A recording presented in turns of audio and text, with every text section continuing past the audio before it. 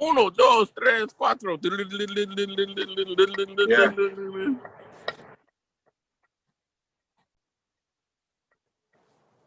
What's up, everybody? Obviously, you know it's Wednesday evening. You got In Touch with the Miller Boyzzz, the weekly talk show where we discuss all things impacting us, people who look like, think like, talk like, do everything like us. Trying to share right now. So what's going on, Mr. G? Oh, life is very interesting. Very, very interesting. Please elaborate. Please elaborate. Yeah. Well, it's just, I think that, Michael was down this weekend. We spent some time together talking. He had some interesting questions that he wanted, to go back and forth. And he kind of got into the understanding with me about what you always are talking about, the different millennials and the disciples and the difference in the generations, and he was asking me for clarification. He's a psychology degree, and I'm not a psychologist, but I did stay in a Holiday Inn last night. But it's just we just had a very interesting conversation between all of us, and what I see, and then I watched the debate tonight. The world is changing, and people don't want to accept the change that's coming. So I'm just, my thing is just hold on, because sooner or later you're gonna get the chance to express yourself. That's true. I agree with you 200%. The world is changing. And as I keep saying this to people, I know I sound like a broken record, but for the first time in the past 80 years, there are now more Americans under the age of 40 than above the age of 40. And I just think that for me, that is significant, because things are going to change. Whether I'm not saying it's a good or a bad or positive or negative, but when you have that type of number of people that's coming forward, there's going to be a certain level of change, a certain amount of change that comes along with them. And you just hope and pray that they are prepared. That younger group, that under 40 group is prepared.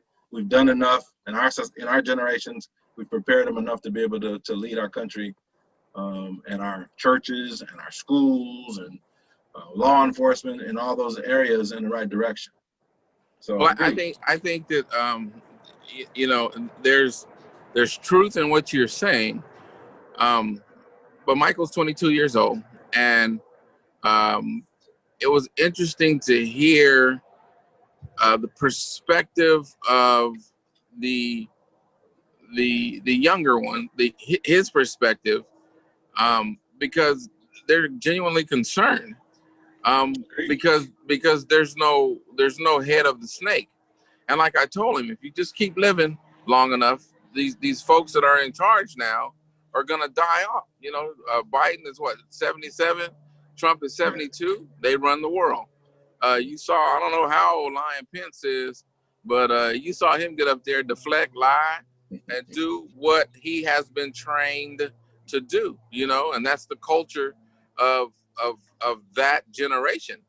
As long as they're on the planet in power, that's what we're going to be dealing with as Hispanics, as African Americans, as everybody that are oppressed by those oppressive thoughts that they put forth. Agreed. So think about it in this perspective, and I 100% agree with you. And some of the other stuff that I've shared with you is from the perspective of the last 30 years. I have spent 6 to 8 hours a day with 14 through 22-year-olds. So even my kids now that are my students, I've got students now that are they're 48, 47, 48 years old. They're adults now, but when I dealt with them when they were in school, they were 15, 16, 17, 18 years old. The stuff I do when I referee, I've been a refereeing now 30 years, but those kids that I referee are still between the ages of 15 and 18. So that age group and that age bracket hasn't changed at all. And so that's where I get a lot of my enthusiasm and my perspective from when I speak positively about that age group, those kids that are under 40, because I do it I'm exposed to them, and I have my question marks in my office. When they come in there and tell me these these things, I can't come down on them. I can't tell them that their dreams and their aspirations aren't attainable. I start to have realistic conversations with them to try to gather perspective as to why they believe what they believe. And I believe that we're going to be in good hands. I think totally opposite. And the reason I think totally opposite is you take your behind to any drive-through and try to order something. Anything more complicated than the one whole subject, you throw the whole out of whack.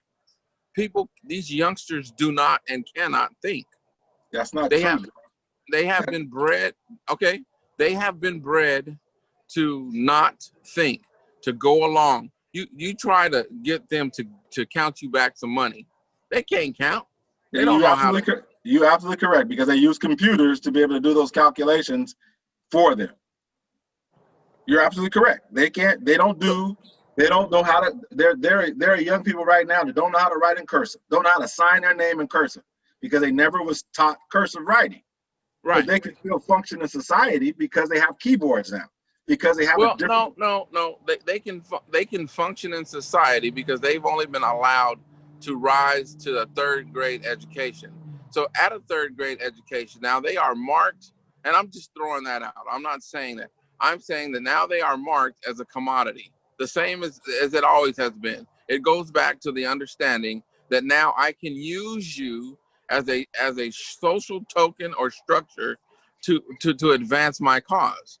You know, you go out there and you gangbang and you get shot, you hit the floor, you start generating money for the coroner, for the county, for the police officers, for the detectives, for the courthouses, that's what they are there for. You're talking about a very, very small piece of society. I differ. When Fresno had a shooting for the last 2 months every other day, I push back. Like I ask people, what's the largest money-making segment in Fresno County? Law enforcement, corrections, however you want to describe that. The law enforcement agencies, the arrests, the detain. What is? Welfare. You got more. You'd have to show me the statistics on that. I don't have to show you the statistics. Common sense. If you got 10 people out here on welfare, and the amount of money that they're taking home in welfare, is going to far outlie. There's only 800 police officers here. Let's give you another 400 with the sheriff's department. Let's say 800 because of the jail. So you got 1,600. Let's say 2,000. You got 2,000 law enforcement officers here in Fresno County. You got over 200 people. $100,000 a year. So you got over 200,000 people. That's 10 for each one of them. No, I'm talking. You said how many people did you say? How many law enforcement agents did you say? 2,000. I'll give you 2,000. So they're making $100,000 a year. That is $20 million. I don't know. My zeros may be off a little bit. How much annual money does a person on welfare make? I don't know. I haven't been on welfare in a long time. $20,000, $25,000 a year. And how many would 10 be? Say that again. How many would 10? If you stack 10 on top of each other to neutralize the one, that would be $250,000. So I understand what you're saying, but when you talk about the economy of it, it doesn't match up. The economy of it? How many people? I mean, I don't even know how many people are receiving public assistance. I don't know what those numbers are. But you think that the law enforcement community here in Fresno makes more money than the people on welfare? Yes. Okay. When you take in their benefit packages and all those type of things, law enforcement agents are probably getting paid about $130,000, $140,000 a year. When you take in their overtime and all that kind of stuff, yeah. I don't believe that people on welfare who are receiving public assistance are making more than about $25,000, $30,000 a year if they're getting it for a whole entire year. So the addition doesn't match up unless I'm really in the dark about how many people are receiving public assistance. I think you are. Okay, I'll have to go look that up. I'll have to go find out. You tell me that you dealt with kids on a regular basis. Correct. At your job. Mm-hmm. What do you think the percentage of them when they went home, parents, worked? Oh, I don't know. I have no idea. I don't know. And when you say work, are they working in career types of jobs? Are they working in gig types of jobs? Are they working multiple jobs? I don't know what that number would be. Okay, we'll table that. I would like for you to think about that. But my perspective on that subject is that those folks aren't they're setting them up to be the consumers, to get a check, to go to Walmart, to go to Food for Less and spend their welfare money in a cycle that allows the economy to roll, to work. So then how, okay, I hear you. How do you break that cycle? How do you break the cycle? I don't agree with what you're saying, but my question is, even if I did agree with you, how do you break that cycle? You need self-independence, because the cycle is not broken. The cycle how do you get self-independence? Well, you're asking me a question because you have an answer. What's your answer? I don't have an answer. I don't have an answer. I don't agree with the premise that you're sharing right now. And so I'm trying to just get from your perspective, when you say, what I hear you saying is basically the people that are on public assistance, that are receiving public assistance, are doing so because they want to. No. They are on public assistance because they don't have any other options, because they have not been taught to do. So I guess it would be through education and self-awareness of education. Well, education is one of the factors that goes into it. I would agree. But there's a lot of people out there that have education. There's kids who are highly educated that don't have high school diplomas. The high school system the public education system. A formal structure of education to understand. Right. You don't need school for that. Okay. School in a utopian environment, as far as I'm concerned, school should be reinforcing those other types of learning that you've gotten from your parents, from going to church, from your social interactions with other people, being involved in recreation programs and arts and crafts and all those type of things. Schools should be able to enhance those with formalities. We all know how to talk. We all know how to write. We all know how to read. School should be the glue, the gorilla glue that puts it all together, that keeps it together, to be able to waver through the storms and stuff. But a person who's illiterate, people always talk about this person can't read, this kid can't read, this kid can't read. And then you go and you have a conversation with a kid and communicate with you orally, great. You give them a book, they can read the words. The boy went to the store. When he was at the store, he bought a soda pop. They can read that, but they can't. What it is they cannot connect those words in those sentences to understand what the overall meaning is or the theme of what it is that they're reading. So people, when they say people can't read, I push back on them all the time. Kids can read, they just can't. They don't understand what they read. And so I think one of the things we're doing in education is we're putting these labels on kids, and then we're damning and dooming them to not being successful. You know, if you tell a kid he's not doing something right all the time, he gets a negative perspective, a negative disposition. Right, and that negative disposition and that the way of teaching of teaching these kids to have a negative disposition, a low self-esteem, and all of those types of things drives them with the currents of society into the sunken place, into the place where they don't believe in anything but welfare, because that's what they systematically see. That's what I'm coming from. Once again, go to a drive-through and order a Big Mac without cheese, without, you can shake your head all you want. But dude, that's not a fair depiction of society. That's an encounter, because as many people as you run across that cannot do what you're saying, I can take you to a Wendy's where a person is doing that. So I mean that's I get what you're saying, but that's not a replicable sample size. That's my reality, and that is my seeing of society. That's how I feel in society. Okay. Okay. I just, my reality is I see these kids on a regular basis every day, and for the last 30 years in the job I'm doing, and there are those that struggle legitimately, and there are those who don't need school.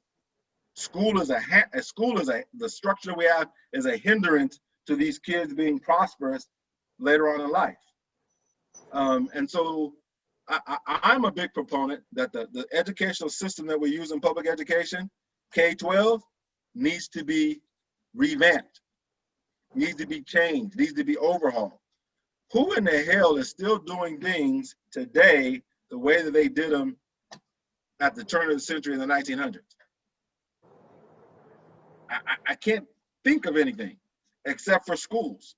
We're still educating students today, K-12, in the same model that we have at the turn of the century.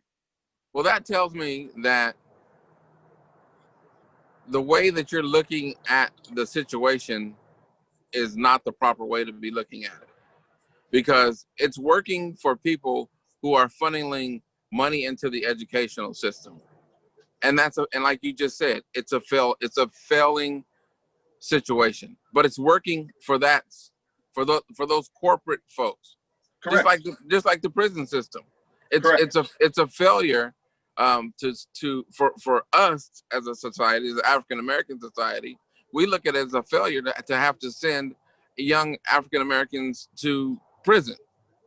But the people that have stocks in the prison, the people that sell them soap and shoes and clothing and everything that goes into funding the prison, including the salary structure of the guards and all of that, that's working. That's a perfectly fine system. But you have to have somebody or something to feed through the machine so that on the other side you can take a little bit from it. And that's all I'm saying. What is the number one predictor for the prison population in the Central Valley? Living here? No. That's not true. I would say that it's the understanding that you grow up in a large school district that don't give a damn about you. You go home to a mom who doesn't know how to be a mother. Your dad has another family across town. These are the social structures, and I believe that like you said, 40% are under or over half or under 40. I think that's the half that is out there allowing these types of structures to benefit that generation, 40 and under. So if you're on top and you're supposed to be educating these people or teaching these people these different structures, and you can't teach them yourself, that's the way they're gonna go. Two things that you just said. The number one indicator for the prison population here in the Central Valley. Now they've gone away from this, but for the better part of 20 of the last 30 years has been third grade test scores. Third grade reading levels. Okay, so they are tied. The prison system that you're talking about, getting incarcerated, is tied directly to education. The other component is, now there is no data except for observational data, is what I'm also seeing is that young people now under the age of 25 are delaying having kids at a higher rate than our generation. There are more young people, in particular in the African American community now, that are delaying to have kids until after 25 years old. Way different than when we was growing up. So, and that's just like you have your McDonald's window observation. That's my observation of just the kids the young people that I've been engaged in. Very, very, very heavily in the African American community and somewhat in the Latino community. I've come across more and more and more young people who are delaying having children until after the age of 25. I don't know why. I haven't had an opportunity to have those conversations, but I think that that's something that I would be interested in exploring later on. Why are you delaying? Because that is a new and recent trend. So that takes me. I'm looking like that because I don't see that trend, but I'm and I was trying to reflect back on my friends who had children early. When you say early, what is early for you? You set the bar at 25. 25. How many people do you really know that we grew up with, and you don't have to use their names, how many people do you know that did not have children before 25? Would it be higher, more, or less than 50%? So 5 out of every 10 dudes we knew, or Okay. even. Well, a thing in that also is you would have to take out of the equation the people that were married and got married. Why? Kids is kids. I didn't say nothing about being a single parent. I said kids.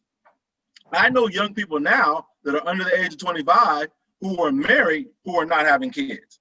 So this has nothing to do with single parenting, having kids out of wedlock. I'm not talking about that. I'm talking about in general. People who are kids that I'm coming across that are under the age of 25 are delaying, whether they're married or whether they're not married. I'm sitting here looking and thinking, and I'm gonna have to. I don't see that. And Okay, and the reason why I said being married is because if you're under 25 and you're married, marriage is the green light go to have children. I got you. So that's part of the point I'm making, is that there's a different mindset of the young people now than it was in our generation.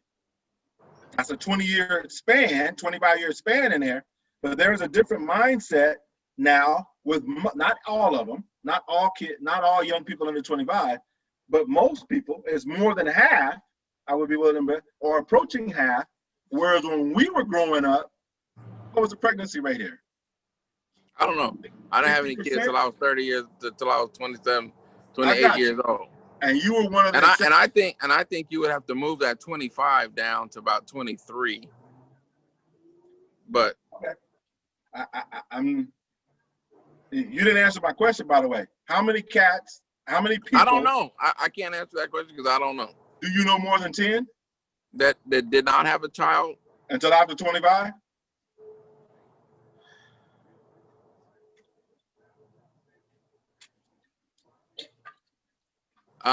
I would say right about there is when some of them started having kids, but I don't think that this generation that are out here now are not having kids, and there's more of them. I don't see what the point is. I think that's a hope that you're hoping, but I don't. No, as I shared earlier, that's my observation. Right. That's like your observation of McDonald's. That's my observation of young people. Not just McDonald's, fast food and as a whole. That's your observation of fast food. Right. I got you. This is my observation of young people that I've been working with. And like I said, I haven't had the opportunity to dig into it to find out why or to have conversations with them. And maybe that'll put, that's one of the other research things I'll do is put it on my list to do, because we got people inside of our family who are in that situation. They're 25 years old, approaching 25 years old, and don't have kids. Some of them are married. I can think of 2 of them that are married now, and so I'll put that on my list of for later research, having conversations. But it's just that's an observation of mine. But the reason why I share that with such excitement is it's another indicator for me that the next 10 years is going to be way different. And as you said, people don't want to give up their power, don't want to give up their position. They're gonna have to. They're gonna have to. Why And whether are they gonna whether it's taken from them or whether why they are they get, gonna have to? because it's either gonna be taken from them or they're gonna relent it, or they're gonna die. You just wait them out. You wait 15 years. I'm 25 years old. If I wait another 15, I'll be 40. They're 75. They wait another 15. They're gonna be 90. They ain't doing nothing at 90. So things have got to change. It just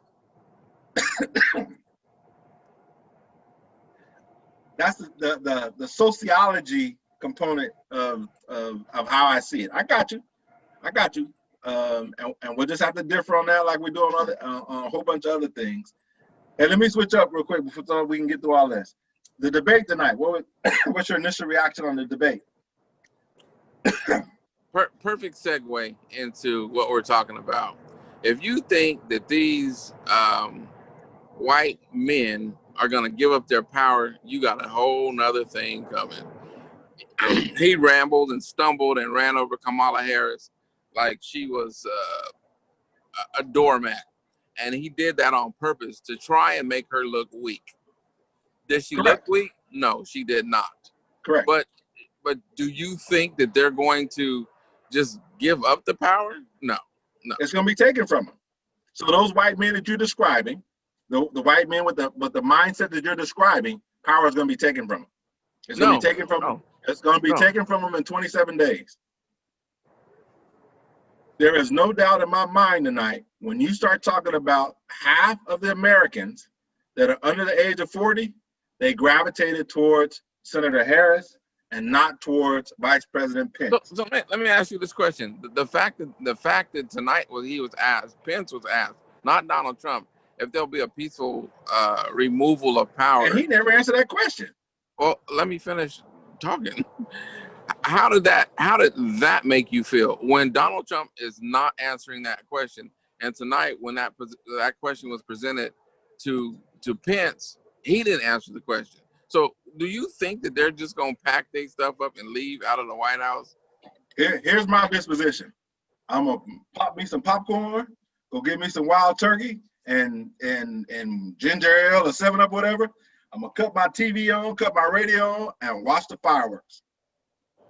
Because that is not a fight that I'm going to have to take on. Now, I'm going to have to deal with the results of it, but that's not a fight that I got to take on. So I'm going to watch it, I'm going to learn about it, and I'm going to prepare myself to be able to respond to when all the dust settles, it's done. But right now, Donald Trump and Pence are not only fighting with black folks, they're not only fighting with Hispanics, they're not only fighting with all the other ethnic groups, they're fighting with the LGBT, they're fighting with women, they're fighting with men who don't, who are not rich. They're fighting with with a tremendous amount of the American society. And they have their loyal 30%, 35% who are Trumpers, but 35% is not going to get them elected. It's not going to get them reelected. If you listen to the debate tonight, Kamala Harris talked about what they would be doing. A Harris, a Pence, or a Biden-Harris ticket. This is what they would be doing. This is how things would change. What did Pence talk about? If you vote for Biden and Harris, this is what you're going to get. If you get Biden and Harris, this is how this is going to change. He don't even have confidence to talk about his accomplishments that they've done over the last 4 years. It's all about fear. They want society to fear what is the unknown. They want society to fear the big black bald dude. They want society to fear the illegal guy, the illegal guy coming across the southern border as being part of the drug cartels and those type of things. They want you to fear the welfare recipient, the mother, single mother who got 700 kids, who's on receiving public assistance. They want you to fear that. That fear stuff is not going to work on our current society. It's not going to work. There's not enough of them to believe that. And so tonight didn't do nothing to change my mindset. I don't think it did a lot to change anybody's mindset. People who are going to vote for Donald Trump and Pence are going to vote for Donald Trump and Pence. People who are going to vote for Biden and Harris are going to vote for Biden and Harris. And then there's going to be some folks in the middle. And right now, there are more people who are siding with Biden and Harris than there are with Pence and Trump. So I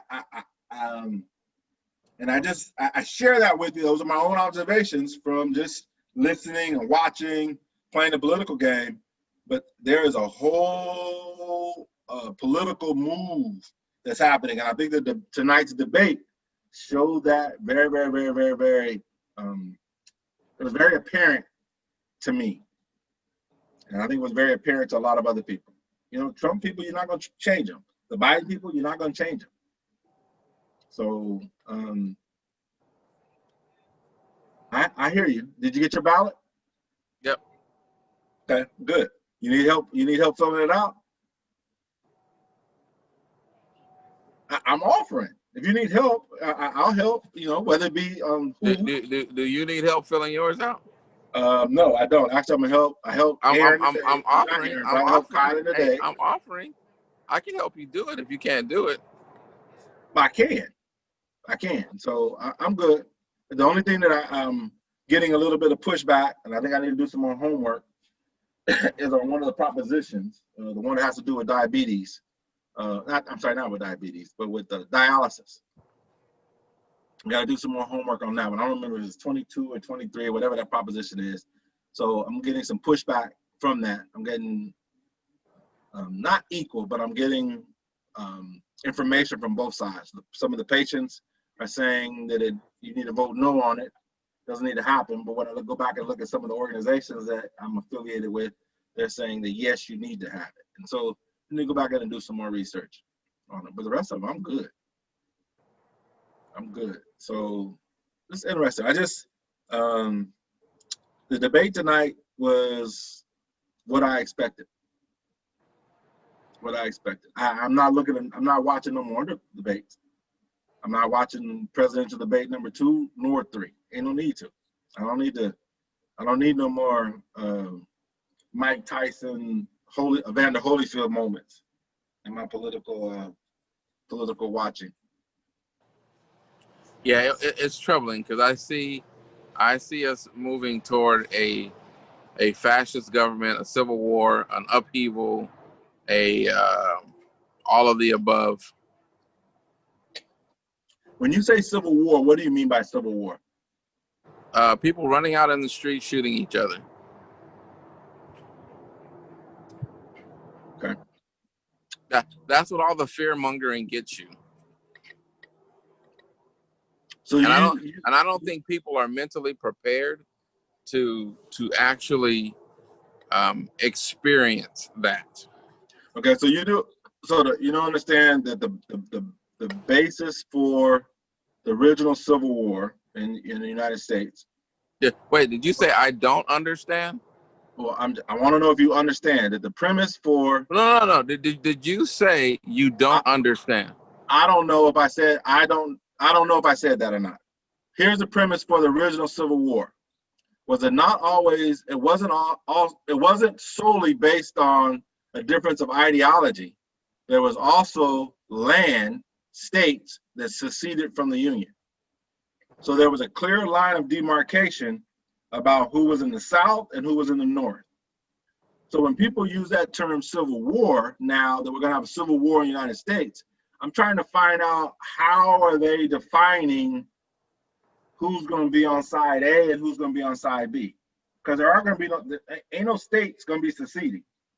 So it's got to be a difference of ideology.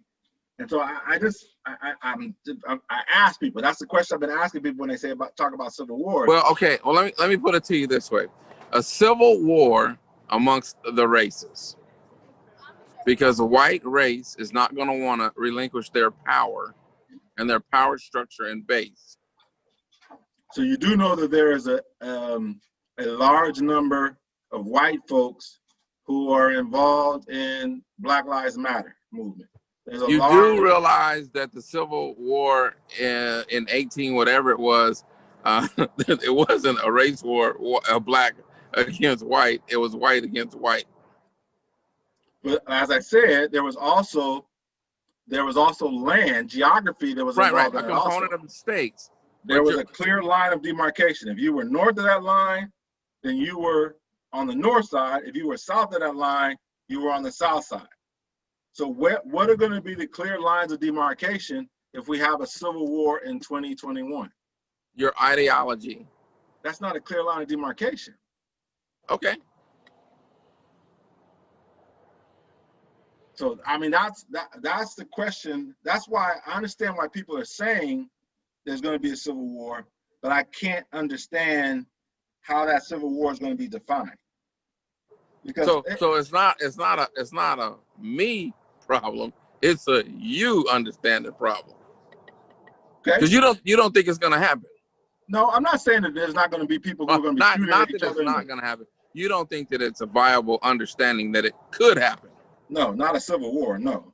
Okay. I can understand that there's going to be some skirmishes. And that would be a civil war, as you stated, based on a geographical north versus south. So so by your definition of ideology, we already have a civil war going on if you take the Black Lives Matter. In Portland, in Los Angeles, in, I don't know what the other, Kenosha, and some of these other, Charlottesville, some of these other municipalities that we've had that ideology separation. Those skirmishes have already happened. So skirmishes based on ideology, not on geography. Well, let me ask you this question too, because you've thrown Black Lives Matter out there a couple different times. Do you think the Black Lives Matter movement is a conflictual, where they're out there going to start conflicts with people of different ideologies? Yes. And conflicts, yes. Physical conflicts? There is a conflict of ideology. Okay, so you can go out and peacefully protest and walk through the streets and do that as Black Lives Matter do, and then go home after your rally, and that would be because that's how I look at Black Lives Matter. Black Lives Matter are not out there shooting people and running over people and doing those types of things. They are trying to do what a non-violent protest. They're out there protesting. Agreed. But what we're saying is that in this civil war that you talked about, it's going to be a civil war of ideologies. That is the most prevalent separation of ideology that we have going on right now. We have Black Lives Matter. Well, actually, now you have the right. Is it right wing? Conservative and liberals. Okay, fighting against the anti-fascists. Is a bigger ideology, because what I've been saying is Black people don't have a dog in the fight. You know, they might have a picture on the wall, but they don't actually have a dog in the fight. And what you said earlier is, we need to go home and watch the folks that are struggling for this new world to fight it out. That's where your civil war is going to be a physical confrontation. But we've been in a civil war since the Millers killed them people in Las Vegas. They weren't Black. Those are police officers in Las Vegas. They weren't Black. I don't know anything about that. But I agree that we've been in a civil war of ideologies for a long time. This is not since we were brought over here. As Black people, since we were brought over here. It's not our fight. No, I wasn't going back that far. I'm talking about the last, since Obama won the presidency. That is the most recent civil war that we've had as far as ideology. And what was the group, the conservative group? They no longer exist now. God, I can't remember their names. It was a conservative group that everybody was a part of that was against Obama, and it's died out now. I can't remember what it's called now. But there was a faction of conservatism that wanted to get rid of Obama, not because he was a bad dude, but because of who he was. Tea Party, the Tea Partiers. What happened to the Tea Party? You don't hear nobody talking about that they're part of the Tea Party any longer.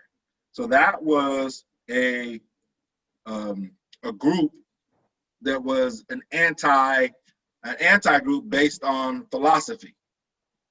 Okay, I believe that there is going to be that same that is going on right now with Donald Trump. He can't the Trumpers cannot exist in the America that we have now, and of the America that is to be. People with Donald Trump's mentality cannot exist in this country. And right now, unfortunately, they're in power, so we got to deal with them while they're in power. But he getting ready to lose. There's no doubt in my mind that in 27 days from now, he is going to lose his power. And when he loses his power, those people who have the Trump mentality are going to be pushed back into the shadows. They're not going to disappear because they're Americans, just like we are, but they are no longer going to have the bloody pulpit to be able to just to spew their separations and their negativities from. I just fully believe that. Given all the evidence that's out there and given what I have in my gut, we got 27 more days to officially deal with this. And then we got about 20-something days to deal with him, the Trumpers, until he gets removed out of office, whatever that takes. And then it's going to be a year or two a year, people throwing knives from out the bushes and all that kind of the Trumpers, and then it'll settle back down. The next civil wars we're going to have is going to be based in ageism.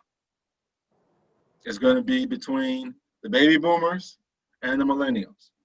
That I believe that's going to be the next civil war the United States have as far as ideology. I got you.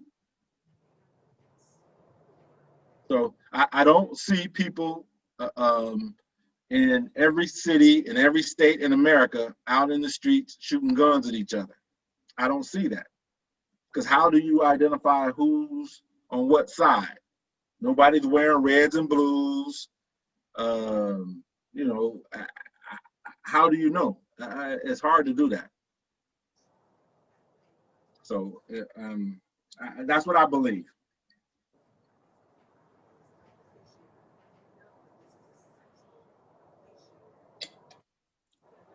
So next question about you. I asked you if you got your ballot. You said yeah. Everybody in California should have gotten their ballot this week. If you do not have your ballot by October 12th, which I believe is Monday, then you need to call or contact your local county elections office so that you can find out where your ballot was sent, because it's going to be sent somewhere if you're a registered voter. And there's not a whole bunch of candidates that's on, at least in Fresno, there's not a whole bunch of people. There's only one, the president, House of Representatives, State Representative, and myself. There's only four races is on my ballot, 4 people to vote for on my ballot. There's a bunch of propositions, but my ballot is not heavily full of people to vote for. I think some of the other ballots may have 5 or 6 people to vote for, but there's not a whole bunch of candidates, a lot of people to vote for. There's a lot of propositions that people have an opportunity to vote on, but it's just a little bit different. So, are you registered here in Fresno, or are you registered in Madera?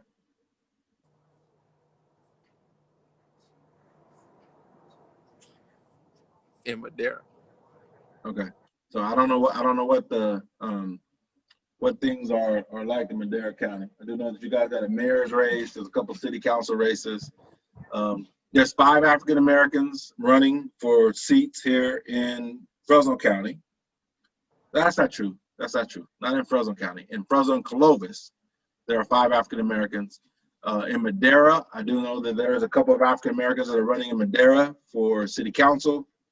I know there's a sister running for Dos Palos. Actually, that's Merced County. That's not Madera County, that's Merced County. There's a brother and a sister that's running. One brother's running for city council, sister running for a school board out in Dos Palos. Everybody, all the black folks that are running here in Fresno Clovis are all running for school board positions. There's some African Americans that are running down in Tulare and Visalia. So it's kind of a spattered sprinkling of African American candidates throughout the Central Valley, Madera, Merced, Fresno, Kings, and Tulare counties. I don't know what's going on in Kerner. So do your homework. Do your homework. Look at the information that your county office of elections has sent you, so you can find out who the candidates are. You can find out what the propositions are on there, so that you can make an informed choice.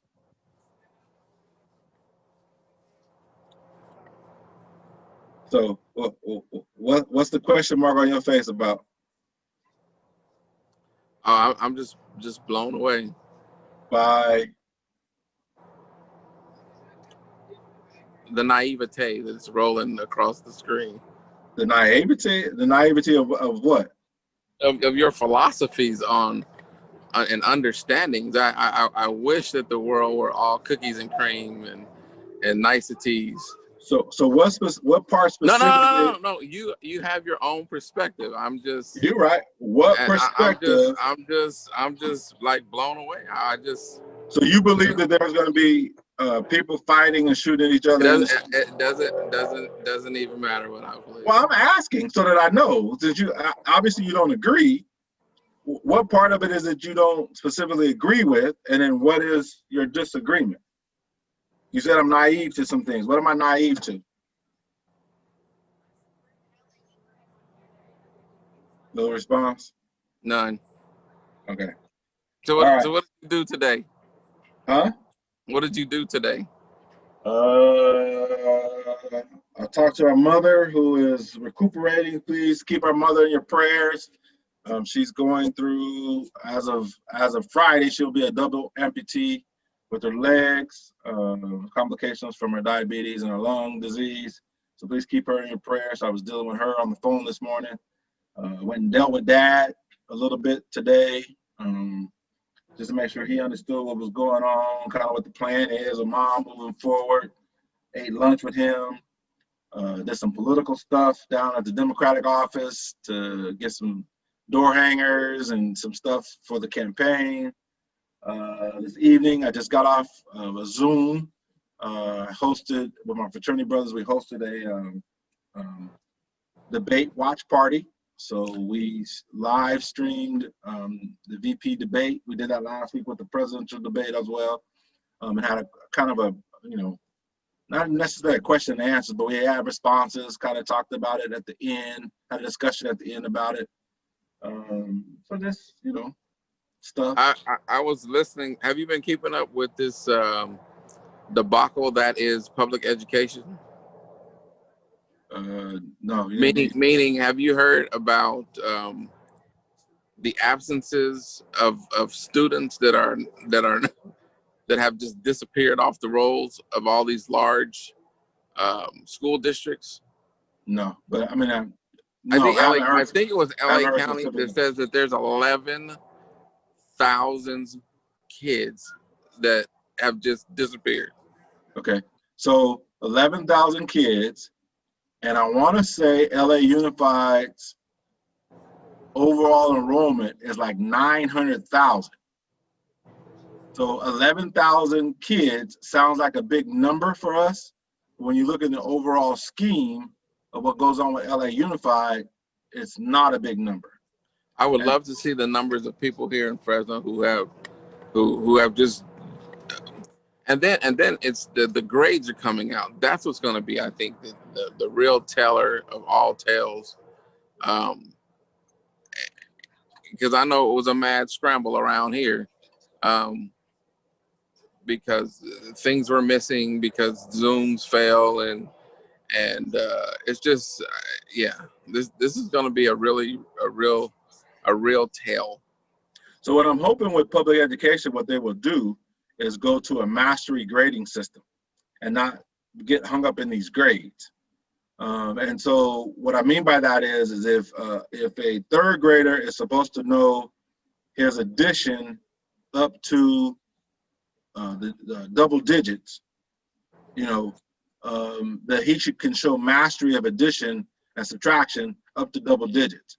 And then you give them, you master them, you give them a check that they mastered it, or you give them a check that they didn't master it, and not get hung up on that if a kid gets 90% on a test, or he's done 90% of his work, or 80%. That's the part that, and another opportunity in public education that I believe that we should change. We need to go to whatever the grade level mastery is, or grade level proficiency is. That's what we need to base either they made it or they didn't make it off of.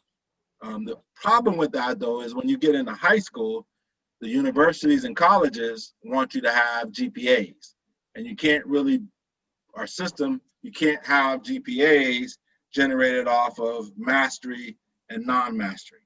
And so there's a whole. So I'm gonna ask you one of them abstract questions that you be asking me. So how do you change it? How do you make that what you've explained fit to a true functionality? Recognize it first. Secondly, you've got to get people, superintendents of school districts, secretary, or the superintendent of schools at the state level, your county superintendents, to all be on the same page, or moving on to the same page, that we need to get away from these grades. The other side of it is that you got to go to. Is there the first part? Is there even a movement in that direction? Yeah, but it's at the elementary school level. Elementary districts do mastery, but at the high school they can't do that because.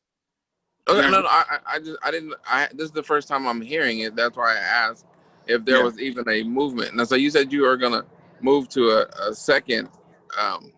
That was one, and second was. So you got to get the colleges to also agree to get out of the GPA business and to get into the mastery level business. And you know, here's a comparison. So the Ivy League here in the United States is the cream de la cream. So if you get to the Ivy League schools, the Harvards, Princetons, all that kind of stuff, you're at the top of the hierarchy as far as academics. Those schools, I think the biggest Ivy League school, I want to say, is like 6,000 students, 8,000 students. So there's a very, very, very small number of kids relatively that get in those schools. Conversely, the best schools in Canada, the best colleges in Canada, have the largest enrollment. There's 60,000 kids at the University of Toronto, and there's in Vancouver, I think it's Vancouver, is that what the state is called, on the west side of Canada. There's another colleges over there that's got like 50,000 students in it. And they're the two top universities in Canada. Why do we have to have our best universities and colleges with the lowest number of students? It's all about because education is not about educating kids anymore. It's about the economics of people having jobs and trying to pay for their Mercedes and their houses and their cars. I'll even take you back to what your term is about: white supremacy. It's about what do you call it? Racism, white supremacy. That is what our higher education system is grounded in. There is no reason for a Harvard to only have 5,000 students if it's the best. They should have the most. And a university like Fresno State, who is not on that level necessarily, and who's got 25,000, why wouldn't you want the most, the highest number of your kids to go to your best universities? So our system, the way our structure is grounded in racism and white supremacy, that there's got to be a demarcation, there's got to be a separation, and that philosophy hopefully is going to be changing here pretty quickly. So that's one of the other things I think that needs to happen with our higher education. That's got to happen at the higher education level. We've got to get to a mastery type of grading system with our K-12s, and then we may be able to match it and mix it in the middle. But our systems right now, our K-16 system is misaligned with each other. So, but remember, it's working for someone. That's the reason it's in the position that it's in, and that's why it won't change. agreed. The money is not in the cure. The money is in the disease. So as long as kids are not reading and doing math calculations on grade level, there's a ton of money in there for supplemental resources, supplemental publications, special ed, and all the other type of things. If we could if every kid in public education was reading on grade level, we would not have we would be able to cut out a whole industry. The prison industrial complex would be impacted by that, because kids now are reading and doing what they're supposed to do. They're able to match into society. They're not into the criminality. So all that's our society. I agree with you earlier, what you said about our society is set up to sustain itself. All the negativity that we have in our society is there for a purpose. Is there for a reason. And yeah, I agree. And the purpose is so that the people like the Donald Trumps, the corporations. You think we're in trouble now with corporations? You let them put this broad on there and on the Supreme Court, and corporations. And until something happens, like tragic car accidents, bomb blowing up, buildings falling, earthquakes happening, the United States will be in trouble for the next 40 years. Okay. 40 years. Because anytime you come up against something, be it Roe v. Wade, be it this, that, or the other, be it separate but equal, be it whatever, it's got to go through the Supreme Court.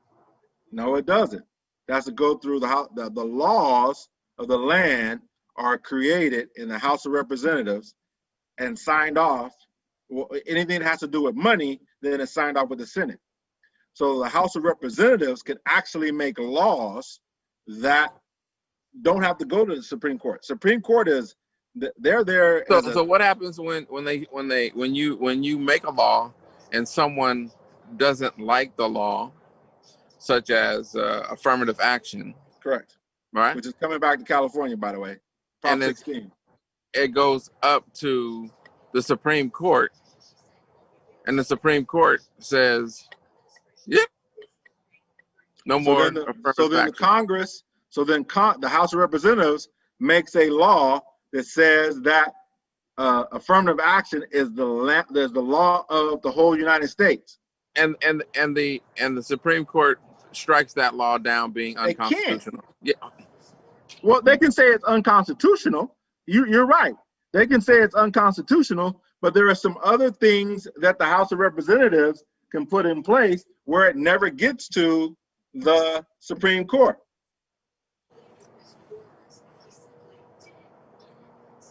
So I hear what you're saying. But yeah, our system needs a recalibration. Anyway, we're over our time right now. I keep seeing KP poke his head in there. What's your last parting words? How did he say it last week? Stand up and stand by. Yeah, okay. You're on the wrong side with that one. Black Proud Boy. Anyway, hey, make sure that you guys are voting. Everybody in California should have their ballots in their mailboxes and their houses this week.